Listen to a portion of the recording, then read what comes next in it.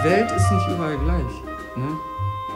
Die ist nicht überall gleich. Wenn du in Deutschland ein totes Kind findest, ja, was denn? Da musst du aber ganz doll Bescheid sagen.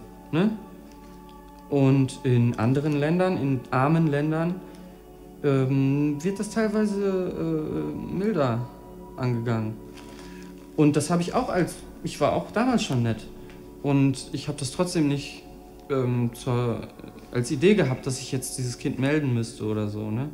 Weil das war ja schon tot. Und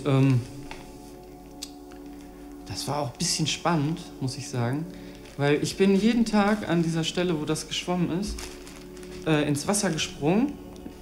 Ich bin da gewesen alleine an dieser Stelle und ich habe auf einen Freund gewartet. Eine Woche lang. Und Klaus, ich habe auf Klaus gewartet, mein Freund Klaus. Ne? Der ist älter als ich. Wir sind super Freunde. Und dann habe ich da ein Boot eine Woche alleine gebaut. Und ich bin jeden Tag von einem Stein ins Wasser gesprungen und habe dabei einen riesigen Schluck Wasser genommen. Und ich war so dumm früher. Ich dachte, vielleicht gibt es hier Krokodile oder so. Und ich wollte nicht lange in dem Wasser bleiben.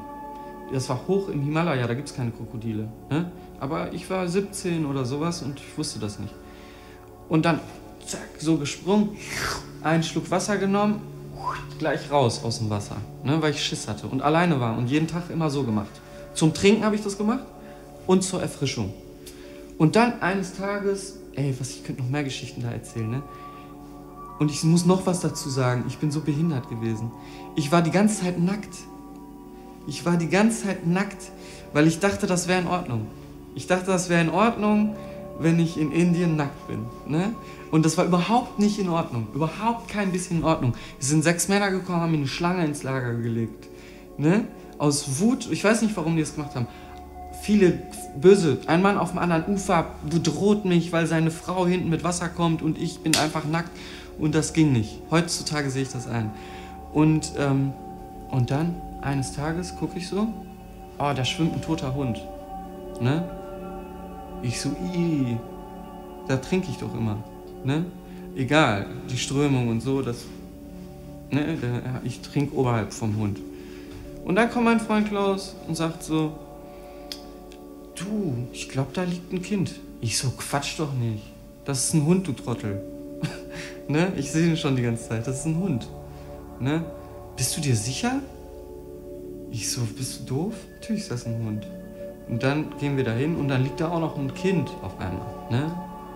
Angeschwommen. Und dann, haben wir so diskutiert, warum liegt da ein Kind und so. Und dann war uns schon klar, haben wir so einmal gedreht, Mädchen, ne? Mädchen, hier, wisst ihr selber, in der Welt, in einer armen Welt, musst du bezahlen, wenn das deine Tochter heiraten will, dann musst du da noch Geld mitgeben, ne? Und dann machen die da auch auf die Kinder tot, wenn es ein Mädchen ist. Und so ein Kind wird das bestimmt gewesen sein. So eine Geschichte, ne? Kann man jetzt noch 20.000 andere Geschichten erzählen. Vom Hatti, der meinen Kopf kaputt treten will. Kann ich auch erzählen. Was noch? Soll ich jetzt die 20 Geschichten erzählen? Ich kann vom Hatti erzählen. Der Hatti ist sehr witzig. Aber das machen wir jetzt nicht.